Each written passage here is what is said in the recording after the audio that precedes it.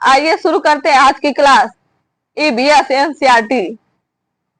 Class शुरू करने से पहले आप हमारे चैनल को लाइक सब्सक्राइब कर दीजिए और बेल आइकन भी दबा दीजिए ताकि आप लोग के पास एक नोटिफिकेशन पहुंच जाए, और अपने अपने ग्रुपों में शेयर भी कर दीजिए। आज का पहला प्रश्न, निम्नलिखित में से कौन कौन से जीव मनुष्यों के घर में रहते हैं? पहला ऑप्शन छिपकली, दूसरा ऑप्शन चूहा, तीसरा ऑप्शन मकड़ी, चौथा ऑप्शन सभी। तो मनुष्यों के घर में सभी रहते हैं, चूहा भी रहता है, छिपकली भी रहती है, मकड़ी भी रहती है, इसलिए से सबसे उचित ऑप्शन चौथा सही होगा, ये सभी। दूसरा प्रश्न, निम्नलिखित में से कौन सा उभयचर है? पहला ऑप्शन हाथी, दूसरा ऑप्शन दरियाई घोड़ा, तीसरा ऑप्शन मगरमच्छ, चौथा ऑप्शन व्हेल। इसका सबसे उचित ऑप्शन तीसरा है, मगरमच्छ। उभयचर का मतलब होता है जो मतलब जल और धरती पे दोनों रहता है।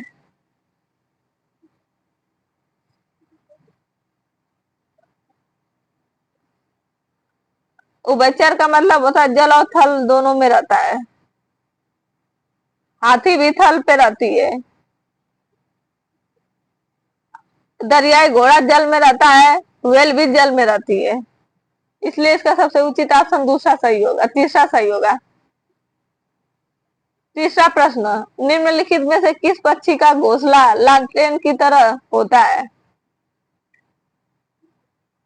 पहला ऑप्शन कठफोड़वा, दूसरा ऑप्शन कबूतर, तीसरा ऑप्शन दर्जीन, चौथा ऑप्शन बीवर। तो इसका सबसे उचित ऑप्शन चौथा सही होगा। बीवर पक्षी का घोंसला लालटेन की तरह होता है।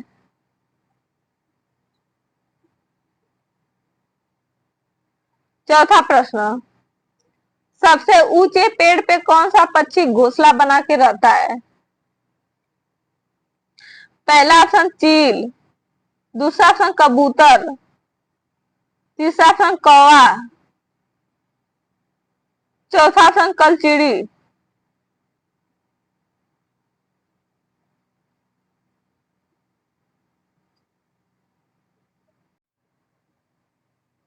इसका सबसे उचित ऑप्शन पहला सही है, चील। सबसे ऊंचे पेड़ की शाखा पे यही घोंसला बना के रहता है। और जब पूछे कि पेड़ की डाल सब पेड़ के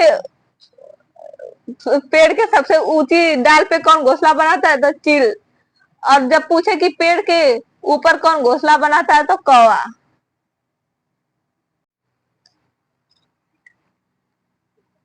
पांचवा प्रश्न, लगभग सभी पक्षी अंडे देने के लिए घोंसले बनाते हैं। अंडे में से बच्चे निकल आते हैं, तब वह घोंसला छोड़ देते हैं, परंतु निम्न में से कौन सा पक्षी अपने घोंसले को साल दर साल उपयोग करता है?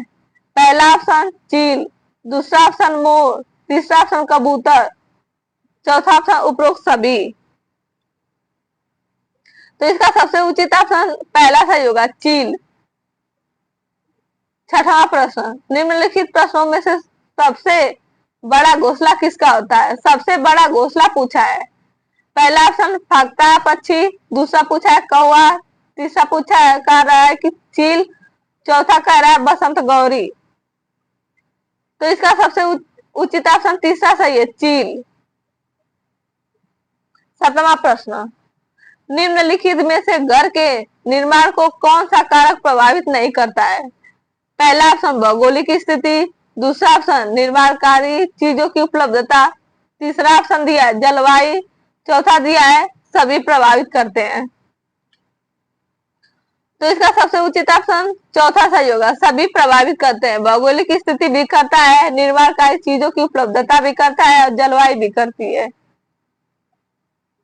आठवां प्रश्न, मिट्टी के घर पर आया कहाँ पाए जाते हैं? पहला ऑप्शन गांव में, दूसरा ऑप्शन जहां अधिक गर्मी होती है, तीसरा ऑप्शन दोनों जगह, चौथा ऑप्शन इनमें से कोई नहीं। मिट्टी के घर में आया कहाँ पाई जाती है?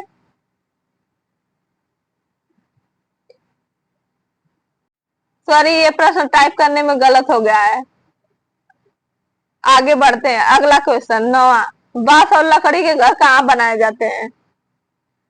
पहला ऑप्शन जहां ज्यादा बारिश होती है, दूसरा ऑप्शन जहां बारिश और बर्फ पड़ती है, तीसरा ऑप्शन समुद्र के किनारे, चौथा जहां गरीब लोग रहते हैं।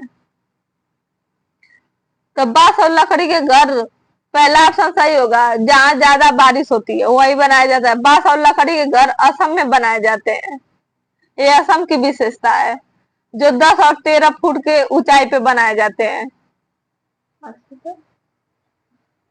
10वां प्रश्न, लद्दाख के लोग अपने घरों की निचली मंजिल का उपयोग किस लिए करते हैं?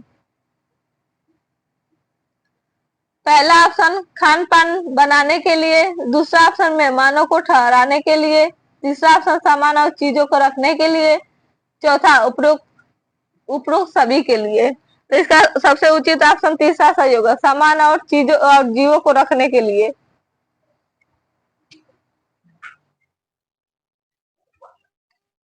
11वां प्रश्न, इग्लू होता है वर्गाकार, दूसरा ऑप्शन गुंबद के आकार का, तीसरा ऑप्शन आयताकार, चौथा ऑप्शन किसी भी आकार का। इग्लू होता है, इग्लू का आकार होता है गुम्मद आकार का होता है, इसलिए इसका सबसे उचित ऑप्शन होगा दूसरा। 12वां प्रश्न, कश्मीर में पाए जाने वाली नक्शकारी रहित हाउस बोट कहलाती है? पहला शिकारा, दूसरा रेम्बो, तीसरा डोंगा, चौथा इग्लू। इसका सबसे उचित ऑप्शन डोंगा होगा।